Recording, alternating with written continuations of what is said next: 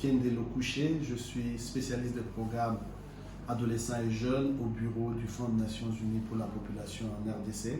Le RACOJ est un mouvement que je peux appeler un mouvement d'émancipation et de responsabilisation qui a commencé en 2005 lorsque le pays se décide de se doter d'un plan stratégique national de lutte contre le VIH-Sida en milieu de jeunes. Donc le pays organise un grand forum, un forum national intitulé Jeunes et VIH-Sida, qui a connu la participation de plus de 200 jeunes issus des différentes organisations, des mouvements des jeunes, des corporations et d'autres entités.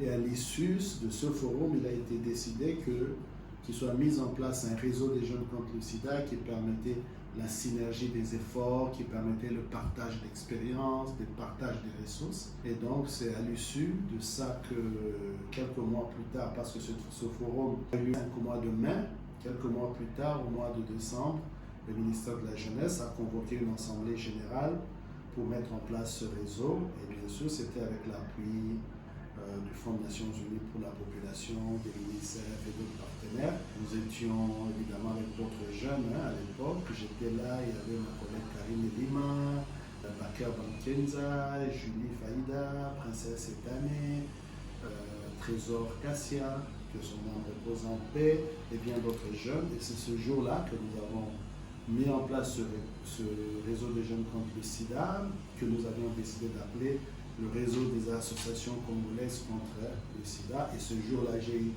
l'immense privilège d'être désigné par mes pairs comme étant coordonnateur de ce réseau. Donc, j'ai connu le RACOJ comme étant membre fondateur, mais aussi le premier coordonnateur national. Oui, je vois encore lorsque partons pour la première fois, en tout cas moi je pars à l'est du pays. Nous allons au sud Kivu, à Bukavu, en 2006, organiser un forum provincial des jeunes du sud Kivu sur le VIH-Sida et la santé de la reproduction et en profiter pour pouvoir mettre en place la coordination provinciale du RACOJ. C'était la première fois que je partais à l'est du pays. C'était la première fois que je traversais le lac Kivu. Et c'était la première fois que je découvrais ce côté paradisiaque de la RDC qui est la ville de Bukavu. Mais c'était également très marquant parce que là, on est reçu comme vraiment des responsables.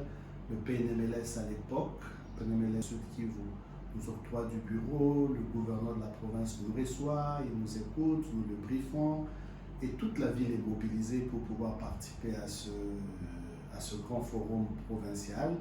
Et ce jour-là, j'ai pris conscience que nous avions une responsabilité en tant que leader des jeunes, aussi bien dans les affaires de lutte contre le VIH-Sida, que de manière générale dans la participation, la prise en compte des voix et des aspirations des jeunes. Cela a marqué ma vie parce que ça a vraiment été le déclic qui m'a dit « Guys, tu as des responsabilités, il faut que tu te formes, il faut que tu aies des compétences pour que tu sois en mesure d'assumer ces responsabilités qui aujourd'hui sont les tiennes et pour lesquelles la communauté te regarde et te traite avec beaucoup de considération, il faut mériter. Donc pour moi, cette activité m'a marqué parce qu'elle m'a vraiment, c'est l'activité déclic de ce que je suis aujourd'hui. Pour moi, la force de RACOJ reste le fait que les jeunes ont conscience qu'il s'agit là d'un cadre qui leur permet d'assumer, allais-je dire, leur part de responsabilité dans la gestion des affaires publiques,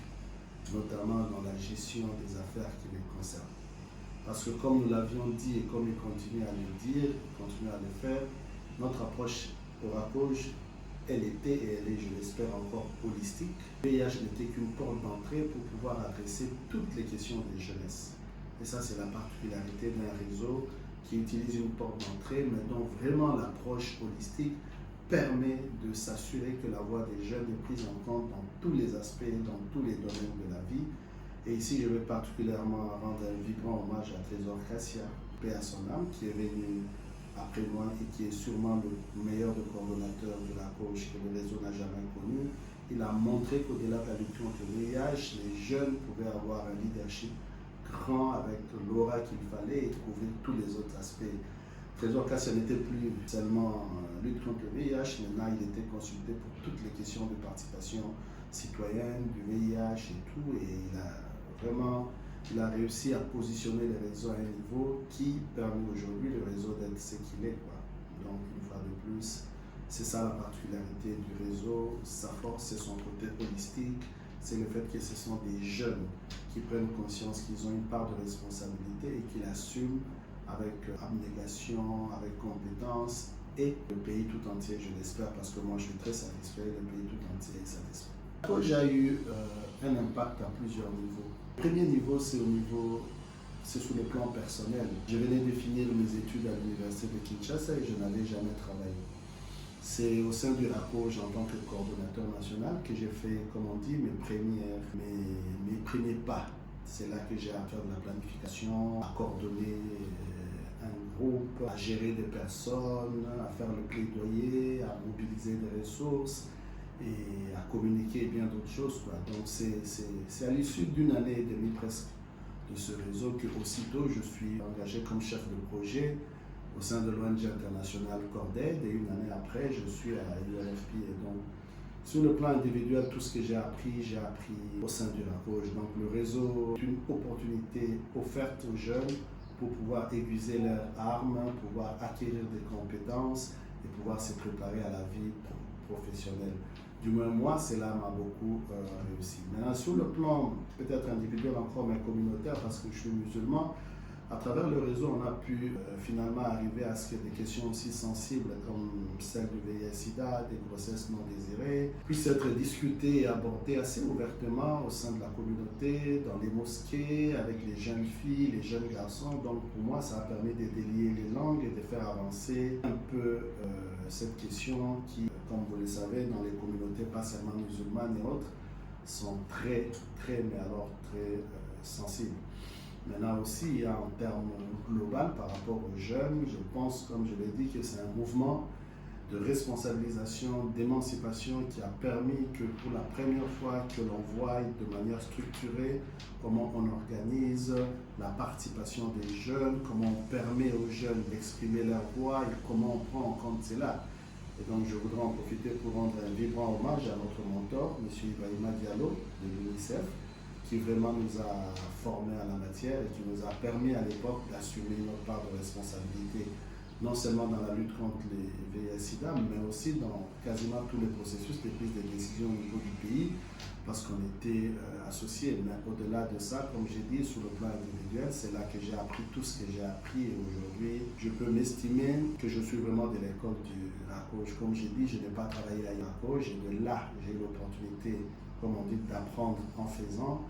Et c'est de là que je suis aujourd'hui ce que je suis devenu. Plutôt dire comment j'imaginais le RACOJ il y a 20 ans. Moi, je l'imaginais 20 ans après, donc aujourd'hui, je pense que c'est ce que le RACOJ est aujourd'hui, une structure fêtière, un réseau qui permet aux organisations des jeunes d'assumer leur part de responsabilité dans la gestion des affaires de l'État, dans la gestion de la chose publique, et particulièrement par rapport aux questions qui concernent les adolescents et les jeunes. Donc je voyais déjà le réseau il y a 20 ans et je me dis que c'est ce qui doit être fait aussi dans les 20 années qui viennent, comme étant une structure qui permet aux jeunes de développer des compétences, qui leur permet de participer au processus de prise de décision et qui leur permet surtout de porter leur voix le plus haut que possible. Voilà un peu.